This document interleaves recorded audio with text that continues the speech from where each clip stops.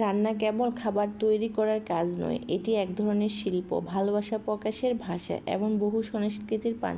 আসসালামু আলাইকুম বন্ধুরা, সবাই কেমন আছেন? আশা করছি ভালো আছেন। এই যে একটা মুরগি নিয়েছে অনেক বড়, এটাকে এখন কাটবো। কেটে এগুলোকে আমি অনেকগুলো মাংস প্যাকেট করে ফ্রিজে রেখে দিয়েছি। আর কিছু মাংস রান্না করার জন্য নিয়েছি। এই যে মাংসটা রান্না করার জন্য কড়াইয়ে তেল দিয়েছি, তেলের মধ্যে এলাচ, দারুচিনি, পেঁয়াজ কুচি দিয়েছি, দিয়ে এগুলোকে ভেজে নেব। তারপর দিয়ে দিয়েছি এখানে হচ্ছে কাঁচামরিচ, তারপর দিয়ে দিব মশলাগুলো, বাটা মশলা, এই যে আদা বাটা, রসুন বাটা, এগুলো দিয়ে নেড়ে চেড়ে একটু ভেজে নিই। এরপর দিয়ে দিয়েছি জিরা গুঁড়া, তারপর দিয়ে দিয়েছি লাল মরিচের গুঁড়া, হলুদের গুঁড়া, আর একটু ঝাল বেশি করে দিব, এই জন্য একটু মরিচের গুঁড়াটা একটু বেশি করে দিয়েছি, একদম লাল লাল করে আজকে মাংসটা কষা করব। এই জন্য এই যে আমি ভালোভাবে মশলাটাকে কষিয়ে নিচ্ছি, সাথে একটু পানি দিয়েও কষিয়ে নিয়েছি। এরপরে এই যে মাংসগুলো দিয়ে দিয়েছি।